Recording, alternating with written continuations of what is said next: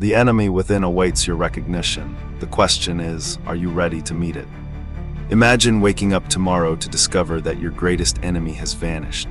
The politician you despise is gone. The organization you fight against dissolved. The ideology you oppose is forgotten. Would peace finally reign? Would your battles be won? I want you to hold on to that feeling of relief, that surge of hope, because I'm about to tell you why it's an illusion. Perhaps the grandest illusion of all.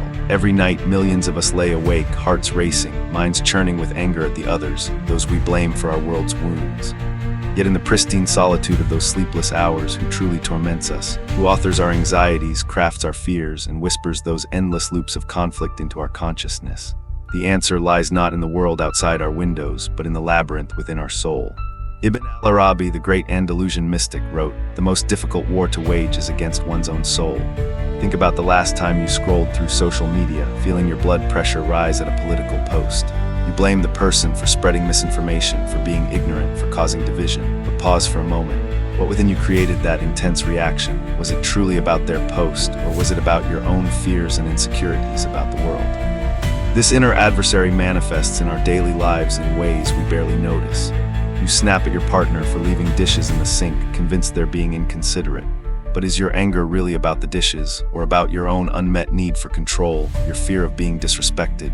Carl Jung called this projection, seeing in others what we refuse to acknowledge in ourselves.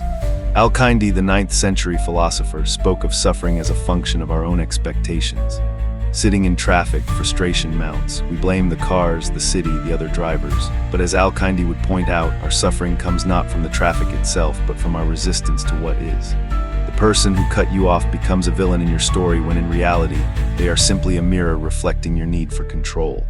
If you're finding value in these explorations of hidden truths, please consider subscribing to this channel and giving this video a like.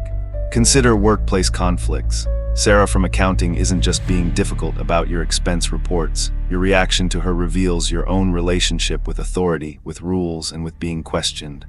The project that makes you anxious, it's not just about the work itself, but about your inner critic projecting past failures and future fears onto the present moment. In our personal lives, this battle plays out in our relationships.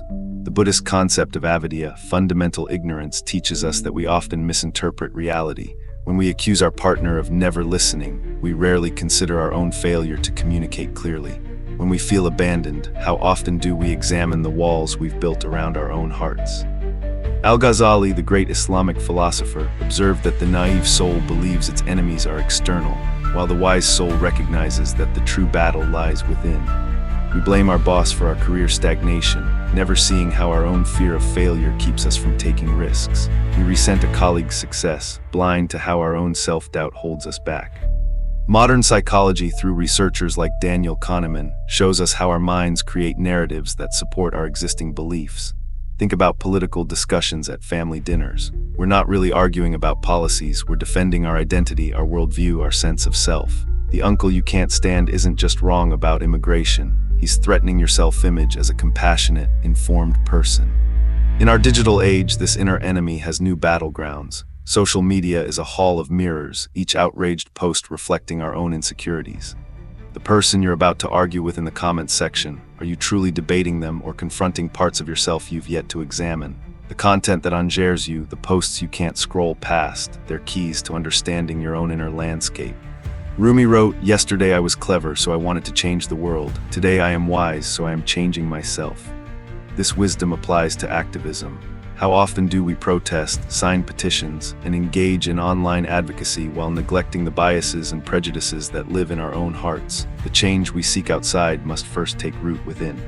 Viktor Frankl, drawing from both his experiences in concentration camps and his psychological training, taught that our greatest freedom lies in our ability to choose our response to any situation. Think about your last frustrating customer service experience. Was your reaction truly about the poor service, or was it about your deeper need to feel respected and heard? The person behind the counter becomes a screen onto which we project our own frustrations with powerlessness. Even our relationship with money reveals our inner conflicts. When we judge someone for their financial choices, we expose our own unexamined beliefs about worth, security, and success. That colleague who brags about their new car isn't just annoying. You might be confronting your own insecurities about achievement and status. Now return to the initial thought experiment, the fantasy of our enemies vanishing overnight. The truth is, as long as we carry unexamined darkness within us, we will always find new enemies to project it onto. Look at how quickly we replace one adversary with another in our personal and political lives. The face of the enemy changes, but the dynamic remains the same. The enemy within is patient.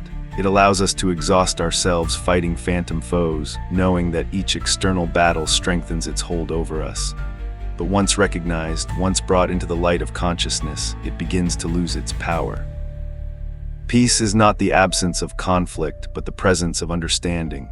And the most important understanding we can cultivate is of ourselves, our motivations, our fears, our capacity for both destruction and creation.